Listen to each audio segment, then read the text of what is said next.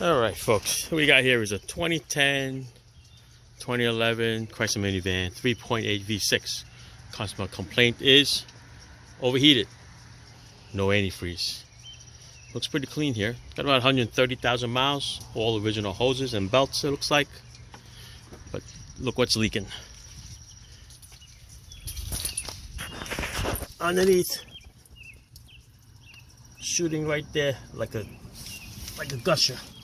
Looks like a pipe from the lower radiator hose. Okay, it's right there. Follows along. Looks like it bolts to the water pump housing that's up there. So it looks like a bolt over here. And that's what's leaking. It's rotted away. See it? That's how much that sucker is. Alright. Matter of fact, you could see it from on top. If you look down, you see it hitting the tie rods and everything. The steering shaft. What is this here? That's the drive shaft that's hitting. Axle shaft. Alright, so that's it. There's your leak. Rotted to death. Alright. Thanks for watching. Ciao.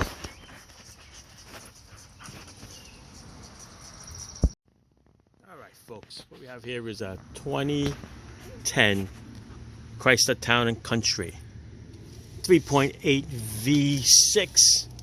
We're going to change that water inlet pipe. That's the way it's called. Water inlet pipe. Got it from AutoZone. Here's the Dorman product. 626-305. This is the pipe right here. Goes on with two bolts, 13 millimeter, straight up. It's got an O-ring. It's got two hoses. It's got the lower radiator hose. It's got a heater hose in the back. All right, show you down here. All right, there's the radiator hose. It's got these pinch clamps. Just squeeze them, move it out of the way. Squeeze them, move it out of the way. And then 13 millimeter bolts. There's one there and one over here by the belt. Okay, you don't have to take the belt off. The socket just goes right around it and you're fine. But just be careful when you thread it in. Make sure it goes in by hand first. Don't put the socket on it because it's going to go on an angle. You don't want to strip that thread since it's aluminum. Alright, so this 13 millimeter here comes off. There you go.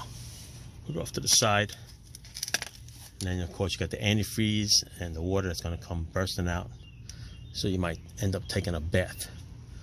All right, customer doesn't want to put too much money into the car. He's going to get rid of it, so we're not going to change the hoses, which I would recommend if you are keeping it. All right, so keeping it, change the hoses. Definitely don't reuse these clamps. All right, so you know what,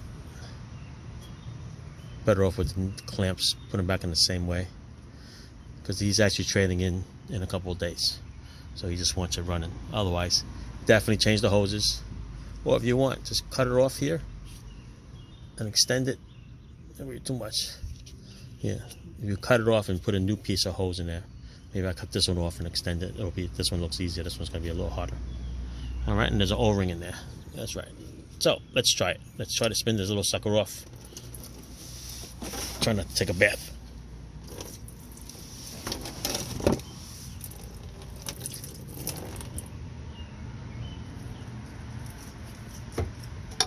There she comes.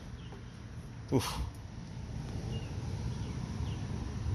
Pretty corroded in there, huh? All right, we're gonna have to clean that all up. All right, clean that all up. We'll put the new one in. All right, there's the pipe. There's the hole right there, you can see it. That's where it was leaking from.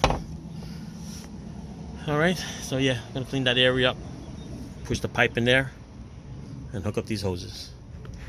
Alright, that looks like the job right there. Alright, there you go. Cleaned up the area nice and clean all the way around. Now we're gonna put the bugger back. Alright,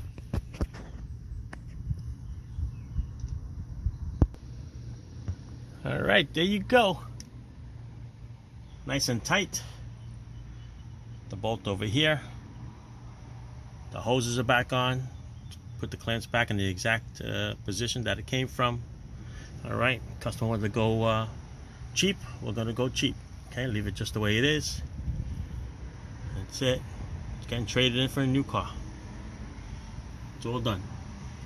All right, people. There you go. Now to put the antifreeze in it. Check for leaks, and we're good to go. All right. Ciao. Be safe.